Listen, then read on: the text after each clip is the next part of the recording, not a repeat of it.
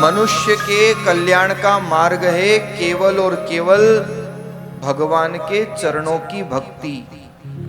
सवे पुंसाम परो धर्म, ये परम धर्म है। और भक्ति भी दो प्रकार की बताई है, एक अप्रतिहता और दूसरी अहेतु की। ये दो प्रकार की भक्ति भागवतकार वर्णन करते हैं। और इसलिए भगवान के यहाँ जब दर्शन करने जाओ ना, तो संसार की भौतिक वस्तुओं की लालसा मत किया करो, यही प्रार्थना किया करो, प्रभु अब प्रभु कृपा करो यही भांति, सब तज भजन करूं दिन राती।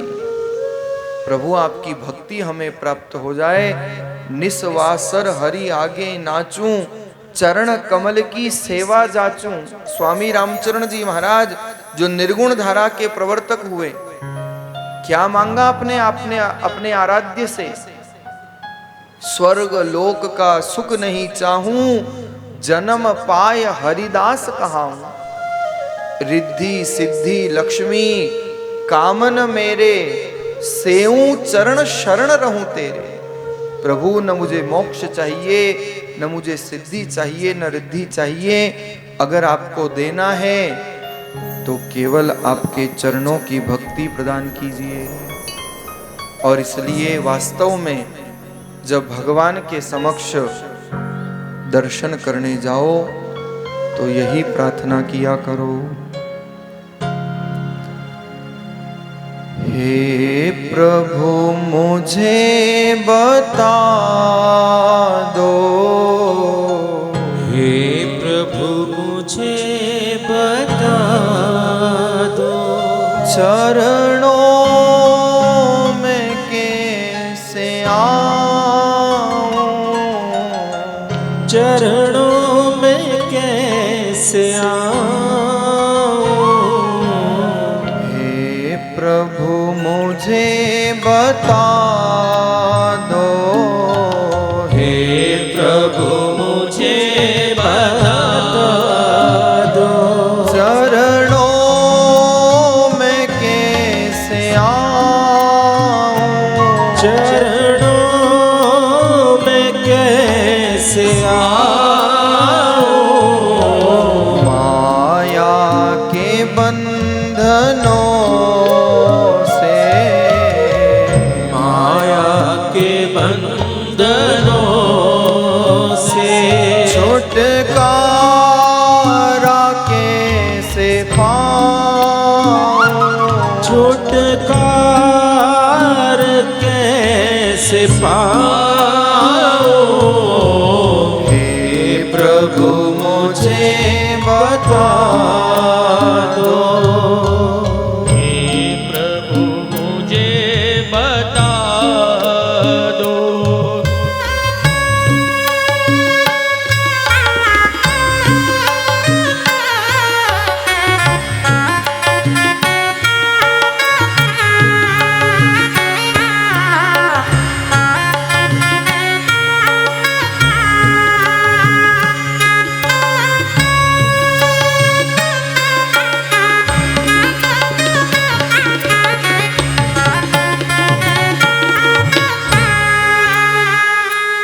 ना जानू कोई पूजन, अज्ञानी हूँ मैं भगवन। ना जानू कोई पूजन, अज्ञानी हूँ मैं भगवन। करना कृपा दयालु, करना कृपा दयालु, इसे कैसे मैं दिखाऊं, इसे कैसे मैं दिखाऊं। हे प्रभु मुझे बता दो, हे प्रभु मुझे बता दो, चरणों में कैसे आऊं,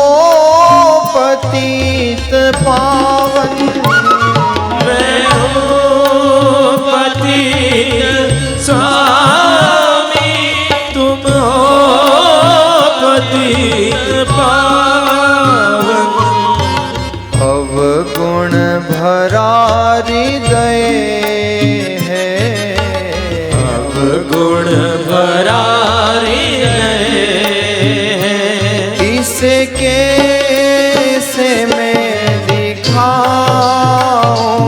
इसे कैसे मैं दिखाऊं। हे प्रभु मुझे बता दो, हे प्रभु मुझे बता दो।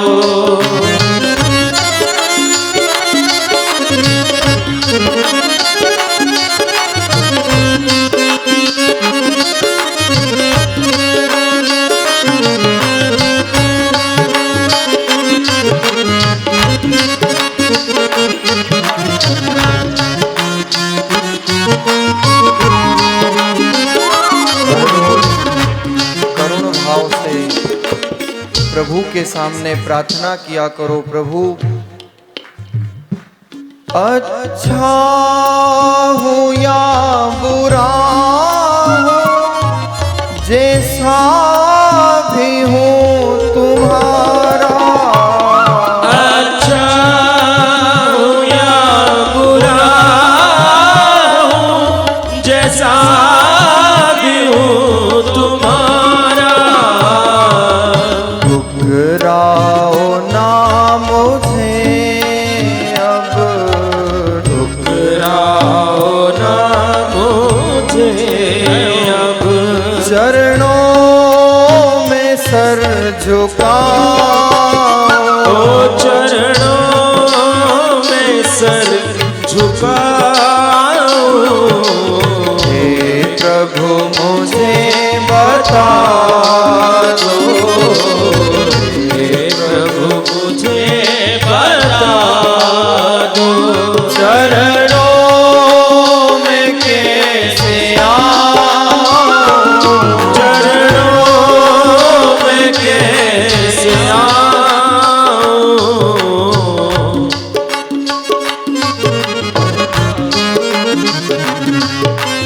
हे प्रभु मुझे बता दो, हे प्रभु मुझे बता दो।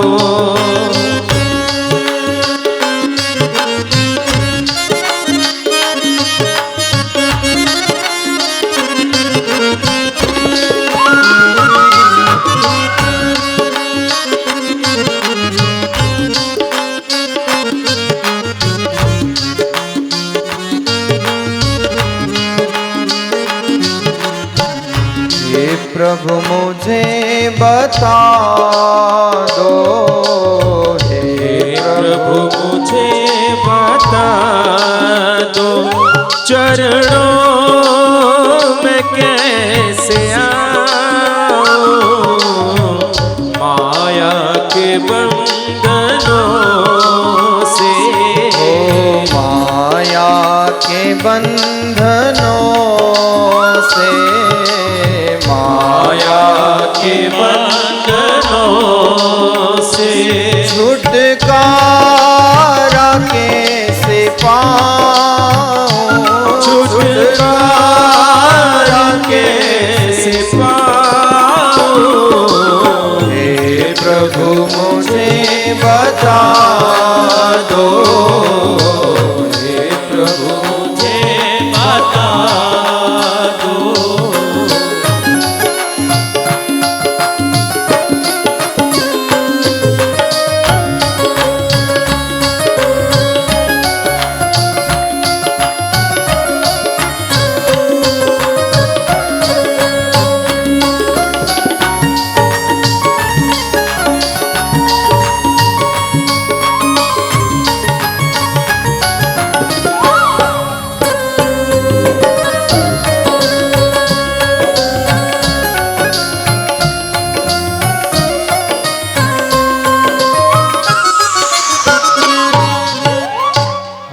जाकर के कहा करो प्रभु से, हे प्रभु मैं किस माध्यम से आपके चरणों की भक्ति को प्राप्त करूं, क्योंकि जीवन में सब कुछ मिल सकता है लेकिन भगवान के चरणों की भक्ति को प्राप्त करना बहुत दुष्कर है।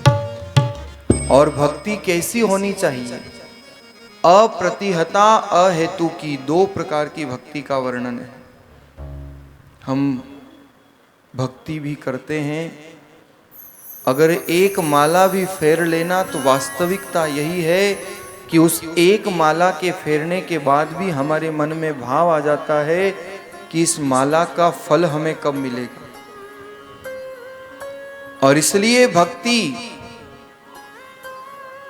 अहेतु की होनी चाहिए, जिसका कोई हेतु न हो। दो प्रकार की भक्ति का वर्णन किया है, अहेतु की और अप्रतिहता। अहेतु की भक्ति का अर्थ है जिसका कोई कारण न हो, भक्ति निस्वार्थ भावना से हो।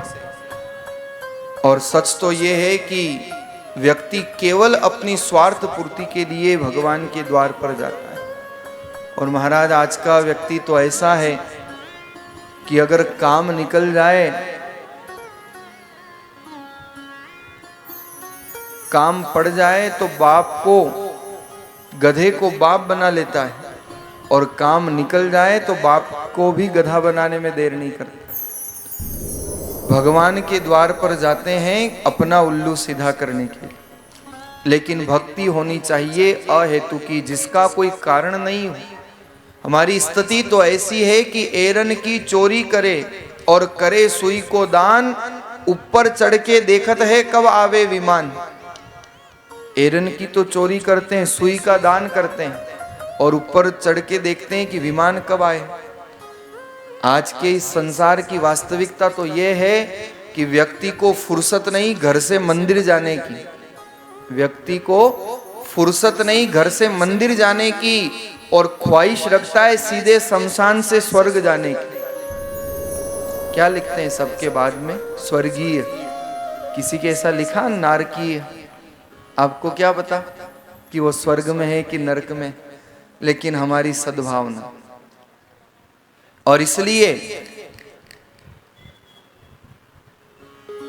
जीवन में भक्ति होनी चाहिए अहेतु की, जिसका कोई कारण न हो।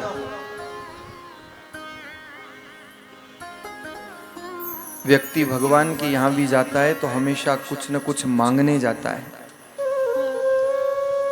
और भगवान कहते हैं कि वास्तविक भक्ति तो वही है जिसमें कोई स्वार्थ न हो, जिसमें कोई हेतु न हो। एक बार कबीर जी महाराज एक गांव के बाहर से निकल रहे थे, और उस गांव के पनघट पर कुछ महिलाएं जल भर रही थी, आपस में चर्चा कर रही थी। तो एक नई नवेली दुल्हन जिसकी अभी अभी शादी हुई थी, वो अपनी सखियों से चर्चा कर रही थी, और अपनी सखियों से कह रही थी कि देख मेरे यार ने, मेरे प्रियतम ने कितनी अच्छी नथनी दी है। उस नथनी के लिए वो बड़ी महिमा मंडित हो रही थी। उस नथनी की सुंदरता को बार बार बखान रही थी। जब कबीर जी वहां से निकले तो कबीर जी के कानों में वो शब्द पड़े जो वो युवती उस नथनी के लिए कह रही थी। तब कबीर जी महाराज ने कहा, कबीर जी गए पनघट पर, और जाकर के कबीर जी कहते हैं कि नथनी दीनी यार ने तो चिंतन बारंबार। उस जरा सी नथनी एक व्यक्ति ने दी तो उसका बार बार चिंतन, उसका बार बार स्मरण। पर कबीर जी कहते हैं कि नथनी दीनी यार ने तो चिंतन बारंबार, और नाक दीनी उस करतार ने उसको दिया विसार। अब नाक ही नहीं देते तो नथनी कहाँ लगाते, लेकिन नाक देने वाले को तो कोई याद नहीं करता, अब नथनी देने वाले को बार बार चिंतन करते हैं। और यही संसार की वास्तविकता है। जिस परमात्मा ने हमें सब कुछ दिया, वो भगवान क्या चाहते हैं हमसे। अपने हृदय पर हाथ रख कर के पूछना कि हम मंदिर भी जाते हैं तो केवल मांगने जाते हैं। आज ये दे दो, कल वो दे दो, प्रभु ये काम हो जाए, वो काम हो जाए। मैं अक्सर कहा करता हूँ, कभी प्रैक्टिकल अपनी लाइफ में करके देखो। आपके द्वार पे कोई रोज आए व्यक्ति, रोज आपके घर पे आए और रोज कहे भैया आज ये दे दे, भैया आज ये दे दे, आज ये दे दे, आज ये दे दे, आप हाथ जोड़ लोगे उसके और कहोगे भैया तेरी यही काम है, तो केवल मांगने ही आता है कि और किसी काम से भी आता है? जब हम घबरा जाते हैं, कोई व्यक्ति रोज मांगने आए तो हमें सहन नहीं होता, तो कभी आपने विचार नहीं किया कि हम जाकर के क्या कर रहे हैं?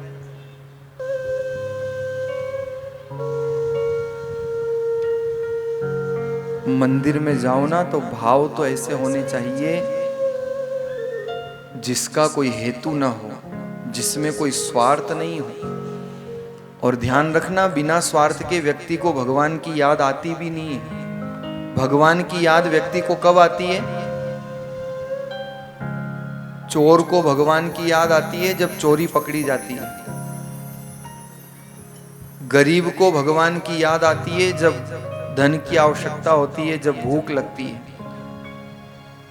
पैसे वाले को भगवान की याद कब आती है? जब बीमारी आक्रमण करती है, जब वो बीमार होता है तो भगवान को याद करता है। कंजूस को भगवान की याद पैसा खो जाने पर आती है। किसान को भगवान की याद वर्षा नहीं होने पर आती है। मुसाफिर को भगवान की याद ट्रेन छूट जाने पर आती है। व्यापारी को भगवान की याद जब घाटा होता है, नुकसान होता है, तब आती है। जब नफा होता है ना, तब भगवान याद नहीं आते। सुख में भगवान याद नहीं आते, दुख में भगवान याद आते। और ये आपकी तरुणाई, ये बच्चे देखो, आप इनको कहो मंदिर जाओ, मंदिर नहीं जाएंगे। लेकिन जब परीक्षा आती है ना, तो आपको कहना नहीं पड़ता, घर से लेकर स्कूल तक जितने मंदिर है ना, सब भगवान अपने आप याद आ जाते हैं। और ये बच्चे भी भगवान को प्रार्थना करते हैं, हनुमान जी 11 रुपए का प्रसाद चढ़ाऊंगा, बस आप तो पास कर देना। और वो हनुमान जी तो 11 रुपए में राजी भी हो जाते हैं। तो ये स्वभाव है मानव का। लेकिन वास्तविकता यही है कि जो वास्तव में धर्मात्मा है, जो वास्तव में भगवान का भक्त है, वो हर समय भगवान का स्मरण करता है। क्योंकि भगवान की भक्ति केवल हाथ पैरों से नहीं होती। अगर हाथ पैरों से होती तो विकलांग कैसे करते? भगवान की भक्ति केवल आंखों से भी नहीं होती। अगर आंखों से ही भक्ति होती तो कहां नाम होता सूरदास जैसे संतों का। भगवान की भक्ति सुनने और बोलने से भी नहीं होती। अगर होती तो गूंगे बहरे भक्ति नहीं कर पाते। और ना ही भक्ति धन की ताकत से होती है। अगर धन की ताकत से ही भक्ति होती तो गरीब तो भगवान का भजन कर ही नहीं पाता। इसलिए ध्यान रखना, भक्ति अगर केवल होती है तो भाव से होती है। और भगवान स्वयं कहते हैं कि भाव का मैं भूखा हूं और भाव में ही सार है। भाव से जो मुझको भजे तो भव से बेड़ा पार है। भगवान की भक्ति केवल भाव से होती है। देवो न विद्यते काष्ठेन पाषाणेन मृण्मयम्। शास्त्र कहते न तो भगवान पत्थर में, न भगवान मिट्टी में है, न भगवान लकड़ी में है। भगवान अगर कहीं है तो देवो ही विद्यते भावो तस्मात् भावो ही कारणम। भगवान अगर कहीं है तो भक्त के भाव में है। नामदेव जी का भाव ही तो था, लख आशिक की आशिकी प्रसन्न भये महबूब। स्वामी रामचरण जी महाराज वाणी में फरमाते हैं कि ठाकुर के सिर कर्ज कर खाना खाए खूब, खाना खाए खूब बात ये छिपी न छाने। वो पंढरपुर में भगवान पंडरीनाथ विट्ठल भगवान नामदेव जी के हाथ से दूध पीते हैं। दूध पियो पाषाण राव राणा सब जाने। पर स्वामी रामचरण जी महाराज कहते हैं कि राम चरण अब ना पीवे, दोय माही एक डूब। मूर्ति तो आज भी वही है जिनको नामदेव जी ने दूध पिलाया था, पर आज तो वो मूर्ति दूध नहीं पी रही। क्यों नहीं पी रही? क्योंकि सामने कोई नामदेव नहीं है पिलाने वाले। और इसलिए दोय माही एक डूब, या तो भगवान झूठे या भक्त झूठे। अब भगवान झूठे हो नहीं सकते क्योंकि मूर्ति तो वही है। और सारा संसार इस बात का गवाह है। इसलिए राम चरण अब ना पिवे दोय माहि एक डूब, लख आशिक की आशिकी प्रसन्न भय महबूब। भगवान की भक्ति केवल भावना से होती है, और जो भाव से भगवान को भजते हैं तो भगवान उनका बेड़ा पार कर देते हैं। लेकिन भक्ति हो तो निस्वार्थ भाव से, और निस्वार्थ भावना से भक्ति कैसी होती है? आप लोग जब मंदिर जाते हो तो क्या करते हो? सबसे पहले क्या करते हो मंदिर में जाकर के? घंटी बजाते हो ना? क्या कहते हो आप? लो भगवान आज्ञो था कि छाती पे मूंग दलवा। आप घंटी बजा करके कहते हो प्रभु मेरा ध्यान रखना, ऐसे घंटी बजाते हो। कभी आपने ध्यान दिया उस घंटी की तरफ? वो घंटी वापस रिटर्न आती है। आप कहते हो प्रभु मेरा ध्यान रखना, भगवान कहते हैं सेम टू यू, तू भी मेरा ध्यान रखना। हर व्यक्ति भगवान की दया चाहता है, सब चाहते हो ना भगवान की दया, पर वो दया कब मिलेगी? जब हम दया का उल्टा करेंगे। दया का उल्टा याद। जितना याद करेंगे ना उतनी भगवान दया करेंगे, उतनी भगवान कृपा करेंगे। लेकिन वो याद कैसी होनी चाहिए? अप्रतिहता। भागवत कह रही है वो भक्ति अहेतु की होनी चाहिए, निस्वार्थ भक्ति होनी चाहिए। उसमें स्वार्थ की गंध नहीं होनी चाहिए। और वास्तव में जब मंदिर जाते हैं और आप लोग तो आरती भी करते हो तो भाव तो आपके बड़े अच्छे होते हैं। क्या आप आरती करते हो? तेरा तुझको अर्पण क्या लागे मेरा प्रभु, क्या लागे मेरा। और सच सच अपने दिल पे हाथ रख करके बताना। भगवान से तो कहते हो तेरा तुझको अर्पण, पर अंदर क्या भावना चलती है? मेरा मुझको दे दे, क्या लागे तेरा प्रभु क्या लागे। और महाराज यहाँ भी मन नहीं भरता। अरे मेरा सो तो मेरा, मेरा सो तो मेरा, पड़ोसी का भी मेरा। ओम जय जगदीश। मेरा सो तो मेरा प्रभु, पर पड़ोसी का मिल जाए तो वो भी मेरा। तीन तरह के व्यक्ति होते हैं संसार में। पहली श्रेणी न मेरा है न तेरा है, चिड़िया रेन बसेरा है, वो तो है देवता। दूसरी श्रेणी तेरा सो तेरा मेरा सो मेरा, ये इंसान। और तीसरी श्रेणी कि मेरा सो तो मेरा पर तेरा भी मेरा। और आजकल ये तीसरी श्रेणी के लोग ज्यादा हैं। इसलिए तो न्यायालयों में केस चल रहे हैं कि मेरी पिता की संपत्ति पर मेरा अधिकार है। भारत के किसी न्यायालय में ऐसा केस नहीं चल रहा कि मेरे माता पिता की सेवा पर मेरा अधिकार है। सेवा का केस कहीं नहीं चल रहा, संपत्ति का केस बहुत न्यायालयों में चल रहा है। और उसका कारण है कि मेरा सो तो मेरा पर तेरा भी मेरा। इसलिए मंदिर जब जाओ तो भगवान से यही प्रार्थना किया करो कि प्रभु हमारा है ही क्या, जो कुछ है सो आपका ही दिया हुआ है।